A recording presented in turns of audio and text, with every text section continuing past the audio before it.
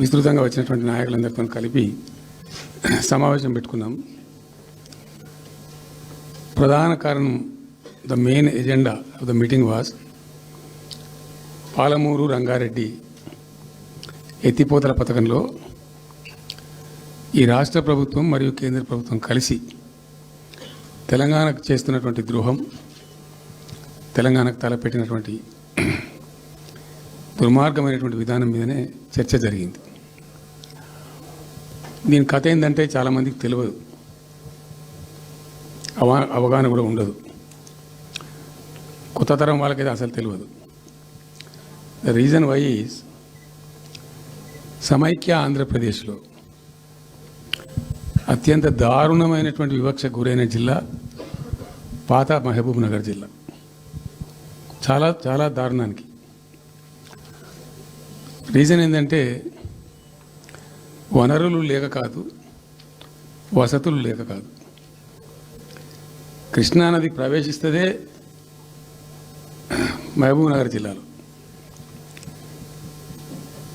సరే, ఇప్పుడున్న తెలంగాణ, అప్పుడు ఉన్న ఆంధ్రప్రదేశ్ మొత్తం చూస్తే కూడా 300 కిలోమీటర్స్ కృష్ణానది పారుతుంది కూడా మహబూబ్ నగర్ జిల్లాలో. 308 కిలోమీటర్లు పారుతుంది, 308 కిలోమీటర్స్ పారుతుంది. ఇది రెండు రాష్ట్రాలు కలిపి లెక్క చూస్తే కూడా. అయినా కూడా 50 ఏళ్ళు అప్పటికి 50 ఏళ్ళు పరిపాలించినటువంటి కాంగ్రెస్ పార్టీ కానీ, ఆ తదనంతరం సుమారు దగ్గర ఒక 20 ఏళ్ళు పరిపాలించిన తెలుగుదేశం పార్టీ కానీ పాలమూరుకు చాలా దారుణమైనటువంటి తిరిగి కోలుకోలేనటువంటి దెబ్బ కొట్టిన పార్టీలు ఈ రెండు పార్టీల ప్రభుత్వాలు. ఇది లోకమందరికి తెలుసు. ఆ జిల్లా యాక్చువల్లీ అప్పర్ కృష్ణా ప్రాజెక్టు, భీమా ప్రాజెక్టు, తుంగభద్ర ఎడమ కాలువ ప్రాజెక్టు, దాని ద్వారా ఆనాటికి అన్ని ఫైల్స్ ఉన్నాయి, రికార్డ్స్ ఉన్నాయి. ఏదో ఒకటి స్టోరీ కాదు.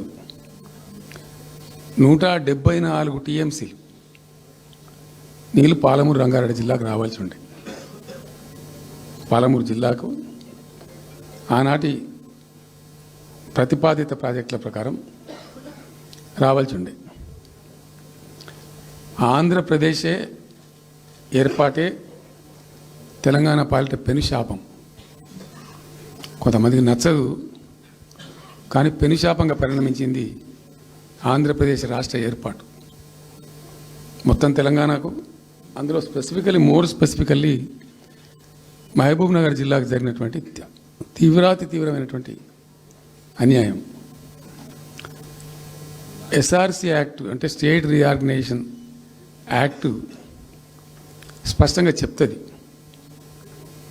ప్రతిపాదించబడి ఆల్రెడీ శాంక్షన్ అయ్యి జరుగుతుండే ప్రాజెక్టులు, కంటెంప్లేట్ చేసి ఉన్న ప్రాజెక్టులు, వాటిని మార్చకూడదు, అవి కొనసాగించాలి. ఆ చట్టం ఉండగా కూడా వాటి అన్నిటిని కాదని వీటిని మొత్తం అబాండన్ చేసి పడేసిండ్రు. అట్లా చాలా చేసినారు. అక్కడ గోదావరి మీద చూసుకుంటే దేవునూరు ప్రాజెక్టు కావచ్చు, ఇచ్చంపల్లి కావచ్చు, రకరకాల ప్రాజెక్టులను అబాండన్ చేసినారు. అందులో అతి తీవ్రమైనటువంటి అన్యాయం మహబూబ్ నగర్ జరిగింది. ఇలా మహబూబ్ నగర్కి ఇచ్చే పాలమూరు ఎత్తిపోతలో మరొకటి కొత్త స్కీమ్ కాదు. గతంలోనే 174 టీఎంసీలకు ప్రాజెక్టులు రూపకల్పన జరిగి అంత అయింది. అయితే మేము చాలా వాదించినాం. మధ్యలో బ్రిజేష్ కుమార్ ట్రిబ్యునల్ వస్తే కూడా అక్కడ పోయి ఆ ట్రిబ్యునల్ని కలిసి చాలా ప్రయత్నాలు చేసినాం. ఉద్యమ సందర్భంలో, ఉపన్యాసాలలో, కరపత్రాలలో, జలసాధన ఉద్యమ సందర్భంలో మా క్యాసెట్ల రూపంలో, స్పీచ్ల రూపంలో, కరపత్రాల రూపంలో, పోస్టర్ల రూపంలో, క్యాసెట్ల రూపంలో రకరకాలుగా వాదించుకుంటూనే ట్రిబ్యునల్ కూడా ఇవ్వాలని పోతే, ట్రిబ్యునల్కు ఉండే ఒక డెలికసీ ఏంటంటే వాళ్ళు రాష్ట్రాల మధ్య పంపిణీ చేస్తారు తప్ప రాష్ట్రం లోపల ఉండేటువంటి ఒక ప్రాంతానికంటే వాళ్ళు చేయరు. మీకు రాష్ట్ర హోదా లేదండి, మీరు ప్రాంతము, మరి రాష్ట్రంతో కొట్లాడుతున్నారు, అది వేరే సంగతి. కానీ మేము స్వీకరించలేము, తీసుకోలేము చట్ట ప్రకారం అని చెప్పి వాళ్ళు నిరాకరించారు. సరే, ఆ తదనంతరం ఉద్యమం జరిగింది, మీ అందరికి తెలుసు. ఇక్కడ ఇంకొకటి కూడా తప్పకుండా చెప్పాలి. బచావత్ ట్రిబ్యునల్ ఏర్పాటైనప్పుడు అతను పంపకాలు చేస్తూ బచావత్ ట్రిబ్యునల్లో స్పష్టంగా రికార్డెడ్ ఇప్పుడు ఉంది. బచావత్ ట్రిబ్యునల్లో స్పష్టంగా పొందుపరచబడి ఉంది. ఇప్పుడు బచావత్ గారు ఖుద్దు రిటైర్డ్ సుప్రీంకోర్టు జడ్జి, ఆయన స్వయంగా ఏమన్నాడంటే, ఈ ప్రాంతం నిజంగా చాలా నిరాదరణకు గురైంది, ఇంకా అవుతూ ఉన్నది. ఆ రోజు విపత్కర పరిస్థితి, దుర్భరమైన పరిస్థితి ఏంటంటే, పాలమూరు గురించి గంటెడు నీళ్ళు అడిగిన వాళ్ళు లేడేవాడు. ఇంత కేటాయించండి, ఈ కరువు జిల్లా ఉంది అని అడిగేవాడే లేడు. ఆనాటి సమైక్య ప్రభుత్వం చేసిన ద్రోహం.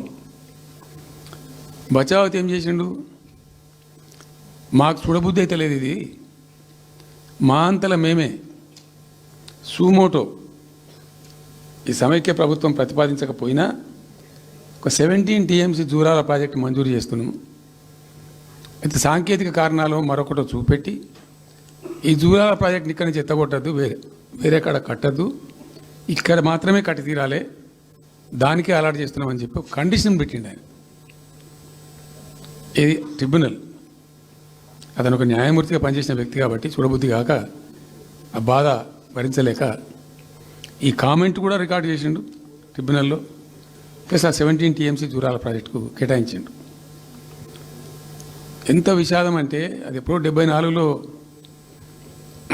74 నుంచి 78 దాకా జరిగింది కథ. అతను కేటాయిస్తే దానికి ముట్టినోళ్ళు లేడు, పట్టుకునోళ్ళు లేడు, తీసినోళ్ళు లేడు. అంజయ్య గారు ముఖ్యమంత్రి అయినాక ఒక ఏడాది తర్వాతనేమో అప్పుడు అంజయ్య గారు దానికి ఫౌండేషన్ స్టోన్ వేసారు. ఫౌండేషన్ స్టోన్ వేస్తే ఇక అది మెల్లగా మెల్లగా తెలంగాణ ప్రాజెక్ట్ కదా, ఇప్పుడు పట్టుకుని లేడు, దాన్ని మాట్లాడడం లేదు, అయ్యలేదు, అవ్వలేదు. ఒక అనాథలాగా ఆ బ్యారేజ్ వరకు కట్టేశారు. దానికి కాలువలు లేవు, నీళ్ళు రావు, పొలాలు వారాయి, కృష్ణానది నీళ్ళు వస్తుంటాయి, గేట్ల ద్వారా పోతుంటాయి. ఎప్పటి వరకు ఈ తతంగం 2001లో గులాబీ జెండా ఎగిరేదాకా ఇదే తతంగం. ఇంకా విషాదం ఏంటంటే, అప్పుడు ముఖ్యమంత్రి ఉన్న చంద్రబాబు నాయుడు ఆయన మహబూబ్నగర్ జిల్లాను దత్తత తీసుకున్నాడు. ఆయన దత్తతలో ఉండే చేసి నేను అడాప్ట్ చేసుకుంటున్నా ఈ కరువు జిల్లా, దీన్ని అది చేస్తా, ఇది చేస్తా, పొడి చేస్తా అని మాటలు చెప్పి ఇష్టం వచ్చినన్ని పునాదురాలు వేసిండు. కలువ కుర్తి, మన్ను, మశాను, రకరకాల పునాదురాలు వేసుకుంటూ పెట్టు. ఉద్యమ సందర్భంగా నేను చేసే ఉపన్యాసాలలో నేను మాట్లాడేది, ఈ పునాదురాలన్నీ ఎందుకు మనకు పట్క ఏడుస్తానిక, చూస్తానిక, ఏం లాభము, ఈ రాళ్ళని అసలు కృష్ణానదిలో అడ్డమేస్తూ చెక్కడామని అయితే భయ అనేది నేను నవ్వేది, జనం సప్పట్లు కొట్టేది సభలలో నేను చెప్తుంటే. ఒక్క డ్రాప్ వాటర్ కూడా పొలాలు పారడానికి రాలేదు. తత్ఫలితం ఏంది? Net result, what was the net result? Palamuru జిల్లాలో ప్రతి తాలూకా కేంద్రం అంటే ప్రతి నియోజకవర్గ కేంద్రం నుంచి వలసలు పోవడానికి ప్రజలు ప్రతి బొంబాయి నుంచి bus, Narayanpet Bombay bus, Wanaparthy Bombay bus, ఇంచుమించు అన్ని తాలూకాల నుంచి బొంబాయికి డైరెక్ట్గా బస్సు. ఏం చేస్తారు? ప్రజలు పుట్ట చేత పట్టుకొని వలస పోవాలి, బతకపోవడు తప్ప ఇంకో గతి లేదు. జిల్లాకు జిల్లా మొత్తానికి మొత్తం 100% కృష్ణా బేసిన్లో ఉంటుంది. భయంకరమైన కరువు. చివరికి ఆ జిల్లాలో ఉండే అనేక మంది కవులు అనేక పాటలు రాసిండ్రు. ఆ గోరెడ్డి వెంకన్న గారు అయితే పల్లె పల్లెలో పల్లెలు మొలిసే పాలమూరులోన అని చెప్పి పాట రాసి పాడిండి. ఆ పాట బాగా పాపులర్ సాంగ్ కూడా, తెలంగాణ ఉద్యమం పొడుగుతో కూడా భయంకరంగా మోగినటువంటి సాంగ్. సో అట్లా జరుగుతూ ఉంది. మేము ఏడుస్తా పోయినాం, చూస్తా పోయినాం. ఆ ఉన్న రెండే ప్రాజెక్టులు, ఒకటి బచావతి పెడితేనేమో దూరాల గతి అది. అప్పుడు చంద్రబాబు నాయుడు గారి స్లోగన్ సమైక్య రాష్ట్రంలోనే సమగ్ర అభివృద్ధి. నేను ప్రథమ మహాసభకు పాలమూరు జిల్లాకు పోయినా, మహబూబ్నగర్ టౌన్లో పెట్టాం, పెద్ద భారీ మీటింగ్ జరిగింది. దాదాపు 70,000 మంది వచ్చిండ్రు. ఆ మీటింగ్లో నాకు బాగా కోపం వచ్చి, ఏమయ్యా చంద్రబాబు నాయుడు, అప్పటికి ఏంటంటే కర్ణాటకకి కొంత ముంపు ప్రాంతం ఏమిటి, దూరాల ప్రాజెక్టులో ఏంటంటే కొద్ది ముంపు ప్రాంతం కర్ణాటక రాష్ట్రంలో ఉంటుంది. ఒక 13 కోట్ల రూపాయల వరకు కాంపెన్సేషన్ కట్టాల్సి ఉండి కట్టడు, ₹1 కట్టడు. ఏమయ్యా చంద్రబాబు నాయుడు గారు, నువ్వు దత్తత తీసుకున్నావు, కథ తీసుకున్నావు, డైలాగులు చెప్తున్నావు, ఇక్కడ చచ్చిపోతాను జనము, బొంబాయికి వలసలు పోతుండ్రు. ఇటువంటి పరిస్థితులలో కూడా కర్ణాటకకు డబ్బులు కట్టడానికి డబ్బులు లేవా? ఇదేనా సమైక్య రాష్ట్రంలో సమగ్ర అభివృద్ధి అంటే? పట్టిగా బ్యారేజ్ ఆ గోడ లెక్క కట్టిన విడిచిపెట్టేది చూసి తమాషా పడన్నా అని చాలా తీవ్రమైన విమర్శలు చేశాను. మోకాళ్ళ మీద పరిగెత్తి కట్టిండి చంద్రబాబు నాయుడు. అప్పుడు ఆ కర్ణాటక చెల్లించాల్సిన కంపెన్సేషన్ ఏదైతుందో మోకాళ్ళ మీద ఉరికి నా దాడి తట్టుకోలేక కంటిన్యూగా పెట్టినాం. దాని తర్వాత చంద్రబాబు నాయుడు పార్టీకి సంబంధించిన ఎమ్మెల్యేనే ఆర్డీఎస్ దగ్గర బాంబులు పెట్టి పేల్చేయడం, అది మీ అందరికీ కూడా తెలుసు. బాంబులు పెట్టి పేల్చడం 2 సార్లు 3 సార్లు పేల్చారు. నేను ఫస్ట్ ఉద్యమంలో, తెలంగాణ ఉద్యమం స్టార్ట్ అయిన తర్వాత నేను ఎంచుకున్న ఎజెండా, నా ఎజెండాలో మొదటి పాదయాత్ర నేను చేసినటువంటిది జోగులాంబ టు గద్వాల పాదయాత్ర చేసిన.